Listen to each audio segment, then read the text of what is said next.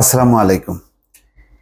বিজেপির এমপি অভিনেত্রী কঙ্গনাকে চড় মেরে রীতিমতো সেই কনস্টেবল এখন সবার প্রশংসা কুড়াচ্ছেন।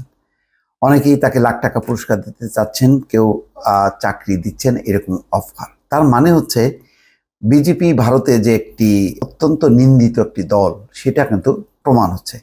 যদিও বলতে পারেন যে তারা তো জয়ী হয়েছে, হ্যাঁ, একটা ধারাবাহিকভাবে তারা ক্ষমতায় আছে, নানান মেকানিজম, প্রশাসন, প্রভাব মিলিয়ে এবং হিন্দুত্ববাদ এগুলোর উপর ভর করে তারা টিকে আছে। কিন্তু সাধারণের মাঝে যে আস্তে আস্তে মানে বিজেপির যে অত্যন্ত ঘৃণা কুড়াচ্ছেন বা নিন্দা কুড়াচ্ছে, তার একটা প্রমাণ হচ্ছে যে বিজেপির নবনির্বাচিত খুবই বিতর্কিত এই এমপি, যিনি অভিনেত্রী, বেফাস নানান রকম কথাবার্তা বলে আলোচনায় থাকেন, সেই কঙ্গনা রনৈত, তাকে চড় মারার পরও তার প্রতি মানে সহানুভূতি দূরের কথা, উল্টা যে চড় মেরেছে মানে তার জয়গান গাচ্ছে। যদিও তাকে মানে আটক করা হয়েছে, তাকে সাসপেন্ড করা হয়েছে, কিন্তু সে এখন রীতিমতো এক ধরনের নায়িকা হয়ে গেছে মানুষের মাঝে। তো খবর হচ্ছে এই যে ভারতের লোকসভায় বিজেপির নবনির্বাচিত এমপি কঙ্গনা রনৈতকে চড় মারার ঘটনায় সাময়িকভাবে বরখাস্ত কনস্টেবল কুলবিন্দর কৌরকে চাকরি দিতে চেয়েছেন বিশাল দাদলানি। বলিউডের খ্যাতিমান গায়ক সুরকার বিশাল কুলবিন্দর কৌর ভারতের সেন্ট্রাল ইন্ডাস্ট্রিয়াল সিকিউরিটি ফোর্সের কনস্টেবল, সিআইএসএফ এর কনস্টেবল। নিজের ইনস্টাগ্রামে দেওয়া এক পোস্টে কুলবিন্দর কৌরের পাশে দাঁড়ানোর কথা জানান বিশাল।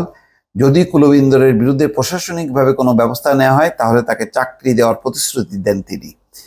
পোস্টে বিশাল লেখেন, আমি কোনো ধরনের সহিংসতা সমর্থন করি না, তবে আমি ওই সিআইএসএফ এর সদস্যের রাগের কারণ বুঝি।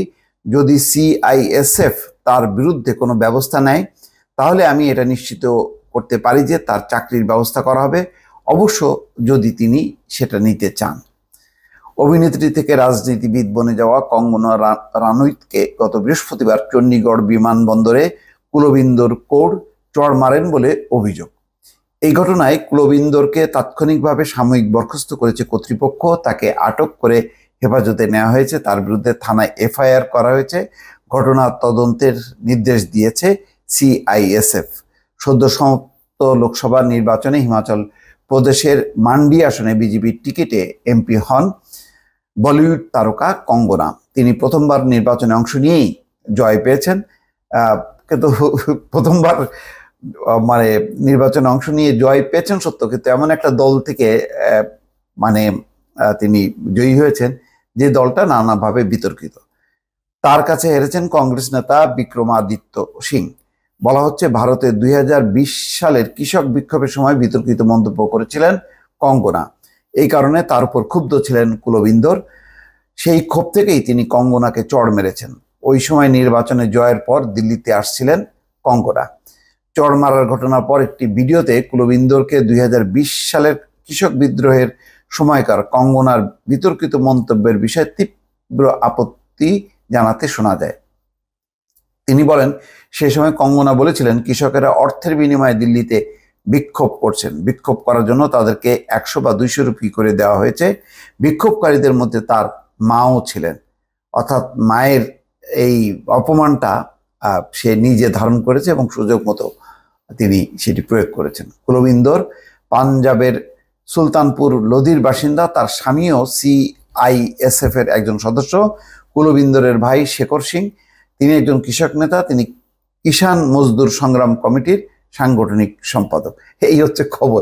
মোটামুটি এই খবরটা এখন সোশ্যাল মিডিয়া, গণমাধ্যমে ব্যাপকভাবে চাউর হচ্ছে। এই কনস্টেবল, যে কনস্টেবল নবনির্বাচিত এমপি এবং বলিউড অভিনেত্রী কঙ্গনার গালে জোরে একটা কষে চড় দিয়েছিলেন। দর্শক ভালো থাকবেন, আল্লাহ হাফেজ।